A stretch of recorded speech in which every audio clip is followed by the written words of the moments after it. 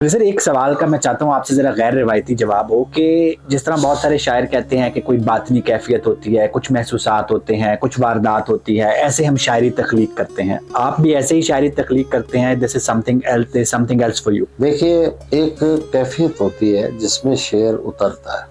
मैं इसे दुनियावी हवाले से एक मिसाल देता हूँ। महबूबा है, उसे आप बुलाते नहीं आती सर जब आप थक जाते हैं, आप कहते हैं ठीक है खुश रहे, आप सो जाते हैं, महबूबा आके जगाती है आपको। शायरी इसी तरह है। सर मैं जब कोशिश करता हूँ शेर कहने की, नहीं होते शेर। जब मैं रात भर जाग के आखिर शब थक के सो जाता हूँ, अचानक मुझे ऐसा लगता है वो शेर हो रहा है, महबूबा आ जाती। वाह। तो ये ऐसा प्रोसीजर है, ऐसा प्रोसेस है कि जिसमें कुछ कहा नहीं जा सकता।